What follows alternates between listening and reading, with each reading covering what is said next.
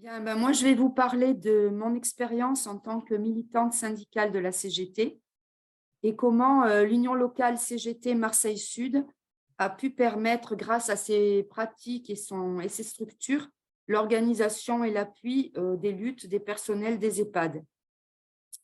Juste pour vous dire, l'Union locale, c'est une structure territoriale interprofessionnelle qui regroupe les syndicats et les syndiqués isolés de 3 arrondissements sur Marseille. Au départ, je me suis occupée d'un EHPAD, l'EHPAD Regain, qui appartient à un patron voyou qui menace de licencier tout le personnel. Comme tous les camarades de l'Union locale, j'étais peu informée sur ce qui se passait dans le cœur de ces structures. Et la CGT, comme les autres syndicats, n'était pas présent dans les EHPAD, ou très peu. Nous y avions néanmoins un délégué qu'on ne voyait jamais, un délégué CGT dans l'EHPAD, ce qui m'a permis de pénétrer, de rencontrer les salariés. Étant étrangère à ce milieu fermé, au début, j'ai surtout écouté les salariés, essayant de les comprendre et d'analyser les problèmes. Puis petit à petit, j'ai appris le vocabulaire professionnel, leurs difficultés, le fonctionnement interne, le système hiérarchique particulier, le quotidien des soins, les horaires de 12 heures, parfois 13 heures d'amplitude, les relations parfois difficiles avec les familles, les divisions souvent entretenues par les directions entre les équipes jour et nuit, l'équipe et la contre-équipe, c'est le fonctionnement des EHPAD, et les différents corps de métier.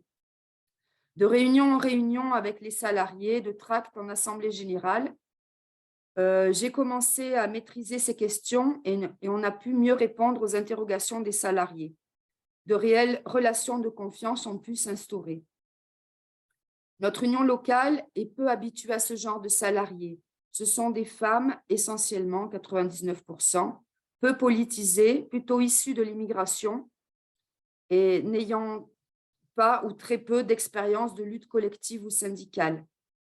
Cette lutte nous a formés à d'abord répondre aux problèmes individuels des salariés, puis à faire grandir une prise de conscience collective. On a organisé une journée porte ouverte qui a fait venir beaucoup de journalistes, de syndicalistes, d'élus, et les salariés ont pu prendre confiance en eux, ont parlé devant les télévisions, ont porté eux-mêmes leurs propres revendications. Par la suite, ils ont gagné et il n'y a eu aucun licenciement. Ce qui a fait qu'on a mis en place une journée de permanence syndicale hebdomadaire avec une stagiaire avocate proche de la CGT. Et j'ai appris à concrètement faire tous les courriers pour les directions, à l'agence régionale de santé, connaître les conventions collectives, etc. De semaine en semaine, les permanences se sont remplies de salariés des EHPAD qui venaient au départ souvent pour des problèmes individuels, de sanctions, de formation, de congés, de salaire, mais qui pouvaient repartir satisfaites d'avoir pu parler, d'avoir été entendues. Ce sont souvent des femmes en détresse, parfois mères isolées, qui travaillent dans des conditions difficiles. Elles ont pu rencontrer dans notre local une compréhension, une solidarité, une aide concrète, et ça leur a permis de retourner au travail avec un esprit plus combatif. Petit à petit, elles ont amené aussi des collègues à elles qui avaient des problèmes, et tout le monde s'est un peu rencontré pour échanger.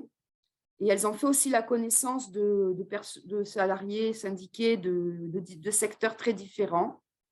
Et s'est formée petit à petit une conscience de classe qui les a unis. Elles se familiarisent avec l'organisation syndicale et veulent de plus en plus s'engager. Nous arrivons à faire des listes pour les élections professionnelles et beaucoup sont élus. Je les accompagne systématiquement à l'inspection du travail, chaque fois qu'il y a un problème. Les inspecteurs sont souvent pas du tout informés au départ, mais ils deviennent nos interlocuteurs privilégiés et interviennent dans les EHPAD, par exemple pour mettre en place des enquêtes risques psychosociaux, imposer des comités d'hygiène et sécurité, faire des rappels à la loi sur les faisans fonction, la réglementation en matière de CDD, etc. Je les accompagne aussi au commissariat pour de chaque fois des dépôts de plaintes suite à du harcèlement au travail, des agressions verbales ou sexuelles. Mon rôle est certes d'impulser la mobilisation et la syndicalisation, mais je suis beaucoup dans l'écoute et l'assistance. Et même si cela reste dans le domaine professionnel, j'interviens souvent pour mettre en contact les salariés entre eux afin de créer des liens de solidarité et des partages d'expériences. Les revendications qui émergent de tout ça sont quasiment les mêmes partout. Mais il est très difficile d'organiser des grèves. Les salariés culpabilisent de laisser sans soins ou sans repas les résidents. Et puis se pose toujours la question, mais est-ce qu'on a le droit de faire grève quand on est en EHPAD? On arrive quand même à faire des petits rassemblements devant les directions en cas de licenciement, de sanctions, de changement d'horaire. Et l'UL popularise chaque fois, notre rôle aussi c'est ça, auprès des médias locaux, auprès des syndicats des autres secteurs, etc. Et le sujet des EHPAD commence à intéresser tout le monde et les journalistes aussi. Si au début, on assiste à une prise de conscience individuelle des injustices, à savoir que une conscience professionnelle souvent mise à mal par les conditions de travail qu'elles vivent, une révolte de ne pas pouvoir faire le travail tel qu'elles l'avaient appris dans leur formation, tout ce qui est travail dans l'urgence, manque de moyens, non-reconnaissance du travail, confrontation à la souffrance, à la maladie, à la mort, avec des conditions de travail très épuisantes et des horaires difficiles. J'en fais part chaque semaine au bureau de l'Union locale. J'étais membre du bureau et certains sont dubitatifs. Cela va-t-il aboutir à quelque chose? Comment faire pour organiser ces salariés qui viennent souvent très motivés tard le soir avec les enfants aux réunions, etc., mais qui manquent totalement d'expérience syndicale et collective. Néanmoins, on arrive à les syndiquer, à syndiquer énormément de salariés et nous décidons de créer un collectif EHPAD dans notre UL. Pour faire face aux besoins de se retrouver, de parler, d'échanger, de comparer les situations. Au départ, il y a une dizaine, quinzaine de filles de plusieurs EHPAD privés de différents groupes importants. Et au début, ce ne sont que des échanges sur les pratiques, les protections, les toilettes, les pauses, etc., les droits, etc. Il faut dire qu'elles se sentent très méprisées, ignorées, dévalorisées. Et la question de la maltraitance institutionnelle est prépondérante aussi. Comment s'occuper des résidents alors qu'on n'est pas assez nombreux, comment faire une toilette en 10 minutes, etc. Je cherche des réponses dans les textes légaux, mais on s'aperçoit que les groupes financiers propriétaires d'EHPAD ont une grande liberté d'action et que très peu de textes encadrent ce secteur. On interpelle chaque fois l'ARS, l'Agence régionale de santé, qui ne veut jamais nous recevoir. Donc, on essaye de trouver des réponses pratiques. Je fais une fiche à l'issue de chaque réunion sur les thèmes que nous avons travaillé ensemble, fiche pratique avec des articles de loi ou des réglementations issues de l'ARS que je peux trouver. Et ça les aide pour revendiquer de meilleures conditions de travail. En fait, la grande majorité ne savent pas du tout. Elles font ce qu'elles peuvent, mais ne connaissent rien. Si au départ, les premières réunions se sont essentiellement basées sur des échanges d'expériences, peu à peu naît la conscience que ce qu'elles vivent est identique partout. Et la prise de conscience devient de plus en plus collective. Puis naît le besoin de faire quelque chose ensemble. Le sentiment de révolte et d'injustice grandit, la solidarité, la combativité aussi. Donc, si au départ, c'est moi qui impulse les discussions, qui prépare les ordres du jour, les questions, etc., le temps vient où elles se font de plus en plus confiance, lancent des initiatives et participent aux actions de l'union locale. Au cours de ces réunions, naît le besoin de faire quelque chose ensemble et surtout de répondre pour informer les salariés.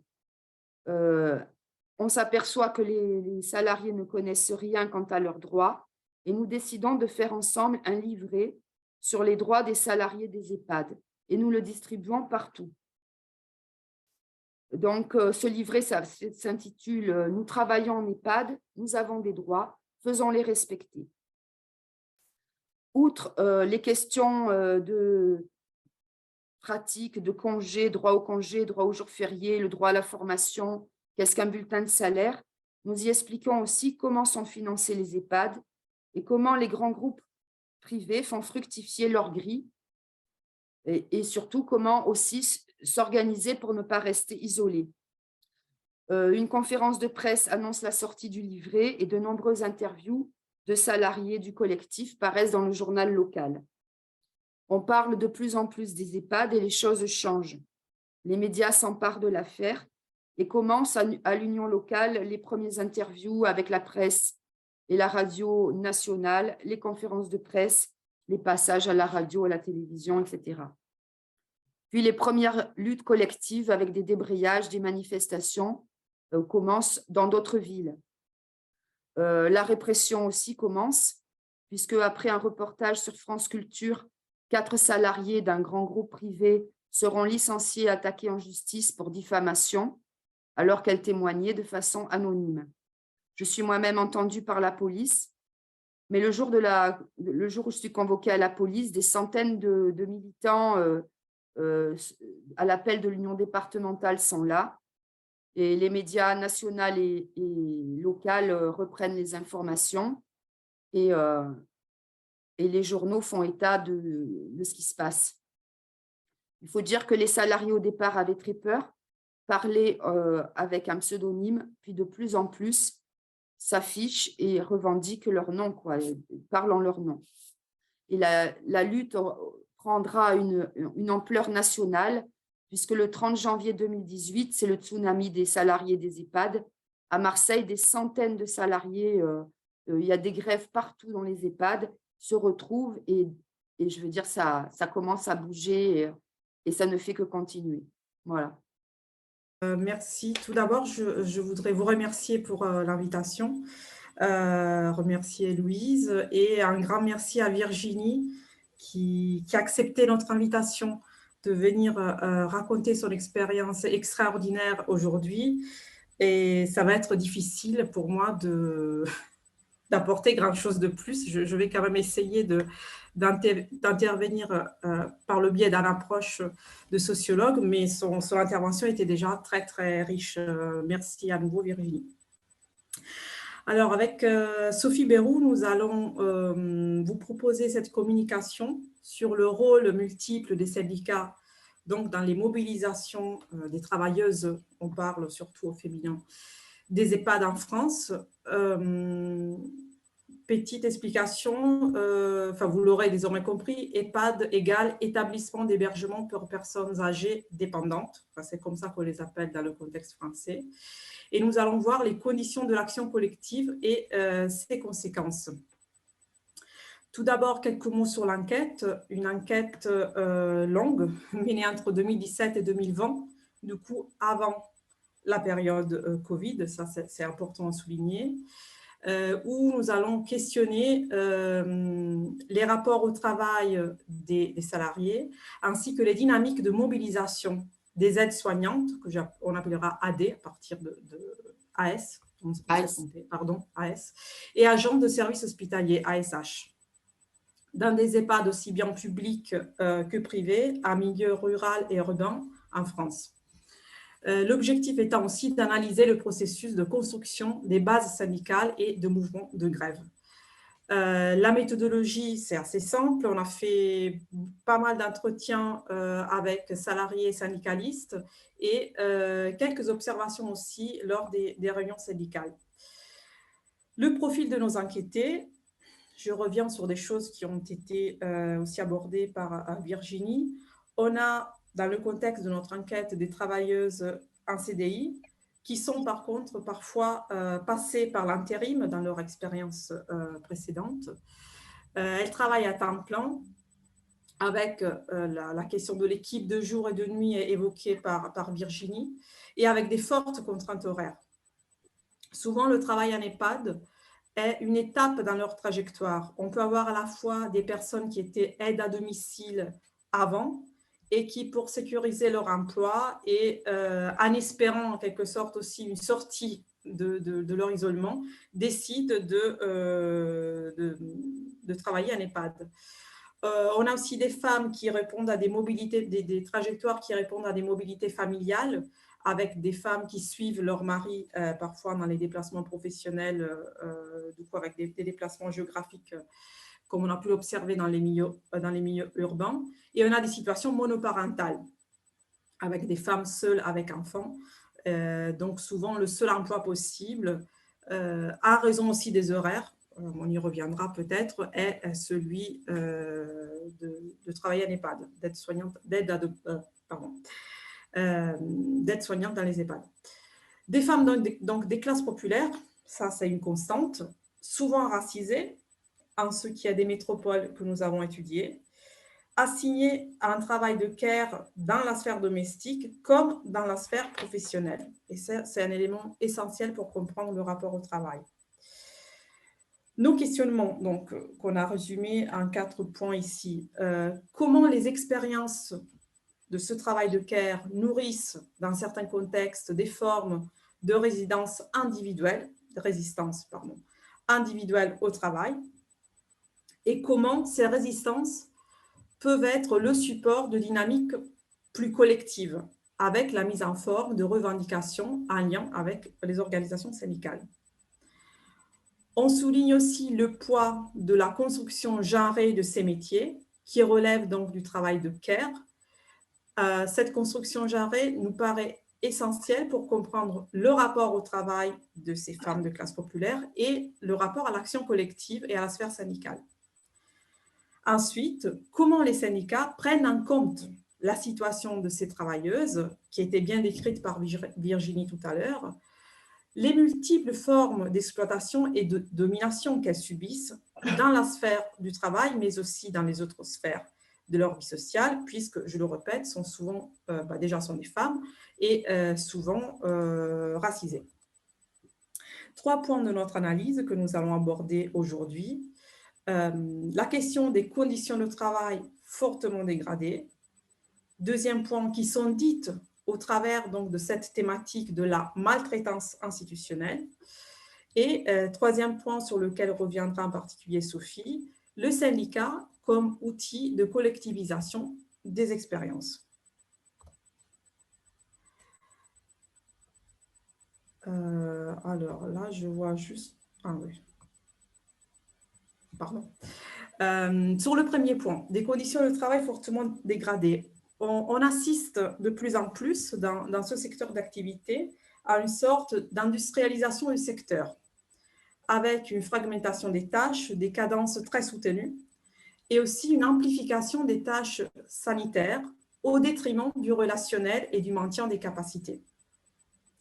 La pénibilité physique éprouvée par les aides-soignantes, mais aussi par les ASH, est plus forte du fait de la répétition des mêmes gestes de soins techniques et des efforts de manutention. Elle revient beaucoup sur ces aspects lors des entretiens, les lever, les porter, donc un rythme de travail difficilement tenable. Du côté des agents de services hospitaliers, le contrôle du temps de travail s'est renforcé avec une réduction du temps pour nettoyer les chambres, par exemple, ou pour donner les repas. En plus, dans le cas des ASH, on assiste souvent au glissement de tâches, c'est-à-dire elles se retrouvent à faire fonction d'AS, avec tous des mécanismes de manque de reconnaissance, aussi bien économique que symbolique pour ces catégories de travailleurs. Des prises en charge lourdes qui demandent donc un temps accru et ne sont pas par contre compensées par un accroissement des moyens humains. Aussi la pression de la pendule, autrement dit, le travail dans l'urgence est systématiquement mentionné par les salariés lors des entretiens. Il faut travailler vite et avec cette charge mentale très importante. Il faut avoir en tête les spécificités de chaque résident et essayer de faire au mieux et au plus vite, mais en réalité avec beaucoup de difficultés pour mener à bien son propre travail. Les AS comme les ASH se retrouvent le plus souvent en responsabilité, il faut imaginer quand même, de tout un étage dans l'EHPAD, voire de 2, et doivent enchaîner très rapidement les toilettes et les soins. Enfin, les amplitudes horaires pour les équipes sont souvent de 12 heures avec 2 heures de pause. Mais ces dernières ne sont pas prises souvent par les salariés parce qu'il faut tenir les temps, il faut accomplir les missions. On n'aura pas le temps pour revenir sur… On avait mis des extraits d'entretien, peut-être on pourra les citer lors des questions. Comme on est trois à intervenir, je vais passer sur ces extraits. Donc, on disait des conditions de travail qui sont dites, enfin, dégradées, qui sont dites au travers du thème de la maltraitance institutionnelle. Ainsi, les contraintes horaires ainsi que la recherche systématique de la réduction des coûts sur le nombre d'échanges qui sont constamment réduits, sur le coût même des repas, renforcent chez les salariés le sentiment de mal faire leur travail et même de participer à la maltraitance des personnes âgées. On a donc un sentiment d'échec et d'impuissance, voire d'aller contre leurs propres valeurs professionnelles et personnelles. Différentes réactions face à ces situations, un contournement des règles, avec parfois des salariés qui amènent elles-mêmes des petits repas, etc. Ou, plus délicate comme situation, l'interpellation de la hiérarchie qui entraîne par contre des pressions. J'en reviens pas trop sur cet aspect, Virginie l'a dit, émergence donc de conflits localisés avec pour revendication centrale, et là c'est quelque chose de très important pour comprendre les spécificités de ce secteur, l'amélioration des conditions d'accueil et de soins des résidentes. Donc ça devient un levier essentiel. À nouveau un extrait d'entretien sur lequel je vais passer. Donc, le cadrage syndical et médiatique sur cette question de la maltraitance institutionnelle. Maltraitance institutionnelle qui est aussi parfois abordée sous le concept de non-traitance, est donc au centre des mobilisations depuis 2018. Elle permet de sortir du non-dit, de dépasser le sentiment de culpabilité des personnels. Une thématique qu'on retrouve donc dans les médias, dans les témoignages des professionnels du secteur, mais aussi employés par les syndicats, notamment lors des tracts et des discours syndicaux. Élément essentiel, donc le fait d'être investi dans un travail de care devient à la fois le support et la cause des revendications. En effet, c'est au nom d'une conception souvent pratique du care, c'est-à-dire de ce qu'il faudrait faire pour bien prendre soin des personnes âgées, que des personnels dénoncent ce qui leur apparaît comme des dérives et donc que des salariés parviennent à se mobiliser. La mise en avant de la maltraitance institutionnelle peut être donc un vecteur pour rendre visibles les conditions de travail des salariés, avec la souffrance morale, souffrance physique dont on parlait tout à l'heure, qui sont strictement liées au travail de care.